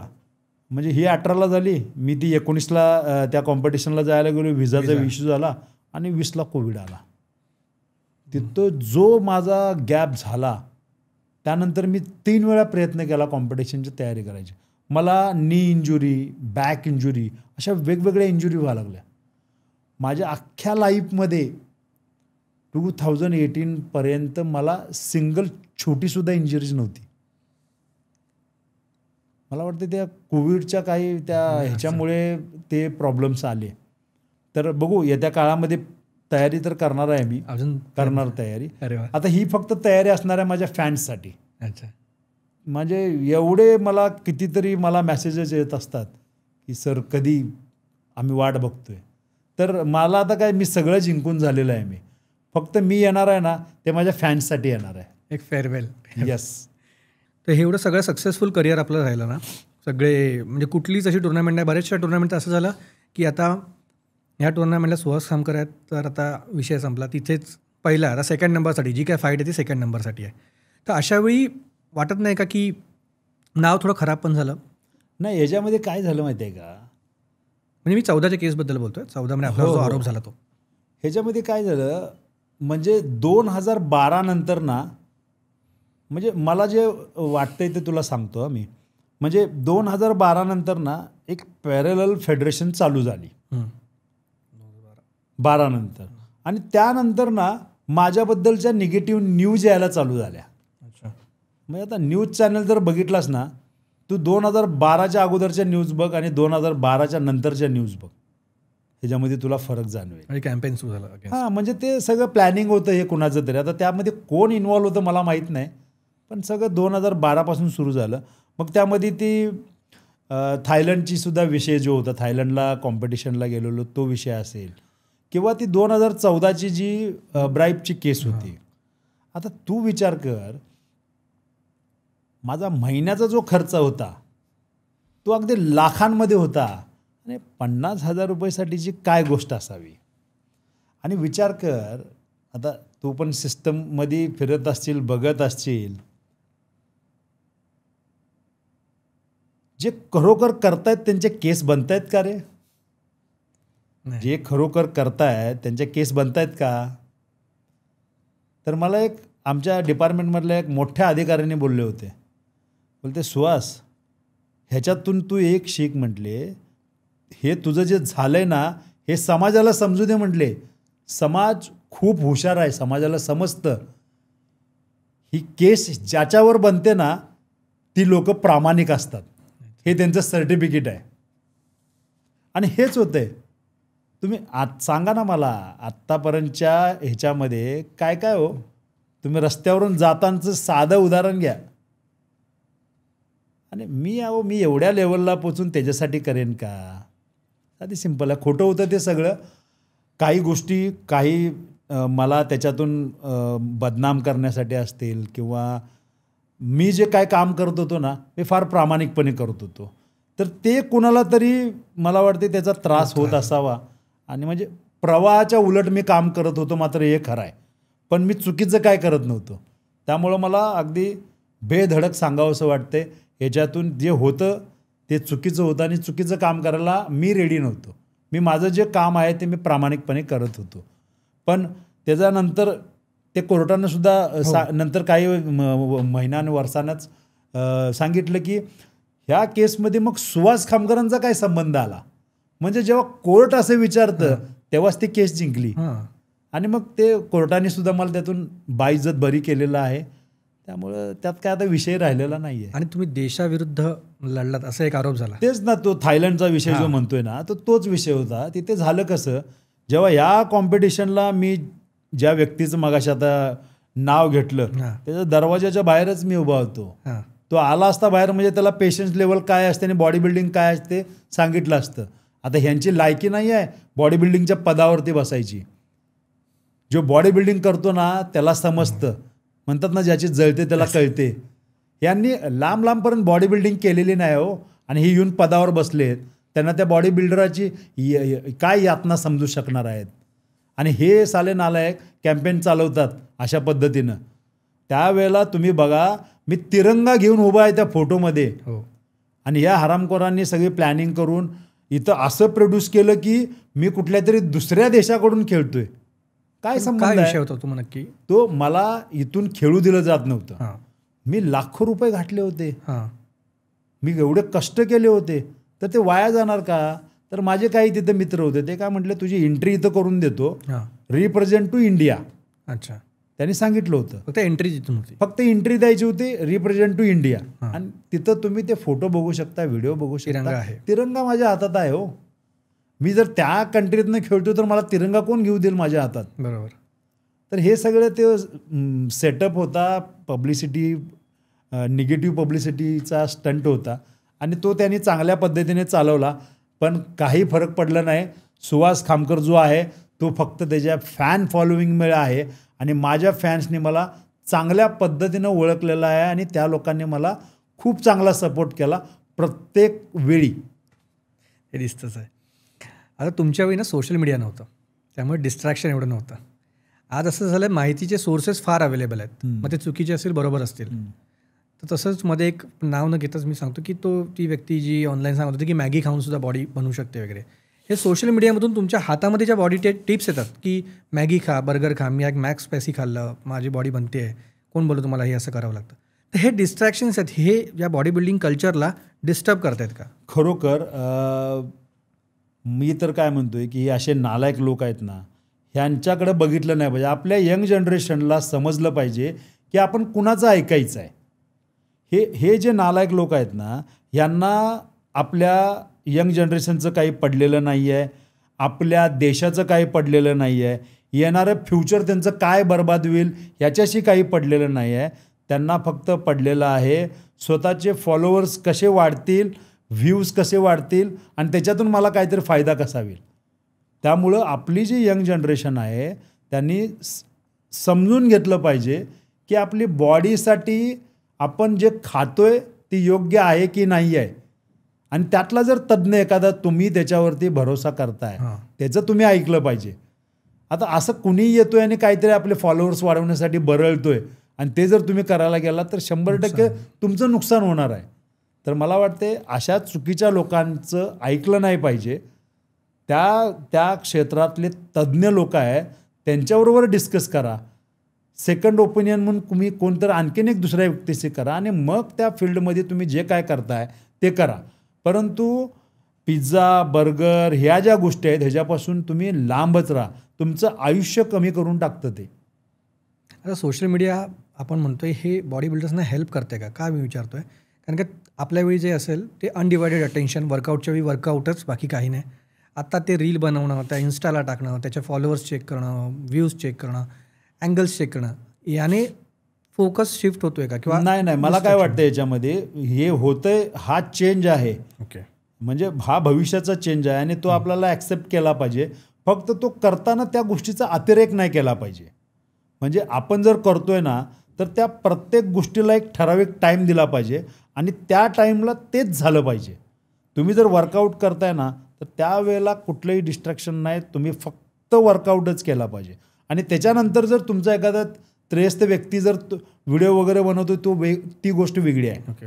आणि त्यानंतर तो बाबा फावल्या वेळामध्ये तो कंटेंट जर तयार करत असेल तर ते काय वावगं नाही आहे. पण प्रत्येक गोष्टीला टाईम दिला पाहिजे. आत्ताची जी यंग जनरेशन आहे ती ह्या गोष्टी करत नाही आहे, म्हणून ह्याच्यापासून भरकटलं जाते आपल्या ध्येयापासून. तर यांनी एक केलं पाहिजे, आपला जो दिनक्रम आहे ना 24 तासाचा, त्यामध्ये आपलं स्कूल, कॉलेज किंवा वर्क कसा आहे तो तेवढा फिक्स केला पाहिजे. त्यानंतर फिजिकल एक्सरसाइज, डाईट ह्याच्यासाठी एक वेगळा टाईम फिक्स केला पाहिजे. मित्रमैत्रिणी, फ्रेंड्स यांच्यासाठी एक वेगळा टाईम केला पाहिजे. आणि ह्याच्या व्यतिरिक्त मग काय आपला छंद जोपासायचा आहे तो जोपासला पाहिजे. असं जर केलं ना तर आपले, मला वाटते येणारी जी लाईफ आहे त्यामध्ये आपण चांगल्या पद्धतीनं सक्सेस होऊ. आता जी तुम्ही यंग जनरेशन म्हणताय, त्या जनरेशनला गाईड करण्यासाठी तुमच्या प्लॅनमध्ये काही चाललं आहे का, की तुम्ही फ्युचरमध्ये हे करताय ज्याने फ्युचर बॉडी बिल्डर्सना हेल्प होऊ शकेल? नाही, बॉडी बिल्डरांना हेल्प मी स्वतः बॉडी बिल्डिंग करत होतो तेव्हापासून करतोय. पण शेवटी कसं आहे, क्षेत्र म्हणजे जसं फेडरेशनचं बोललो, त्या वेगवेगळ्या फेडरेशनच्या ह्याच्यामध्ये आमचे बॉडी बिल्डर सगळे गुरफटलेले आहेत.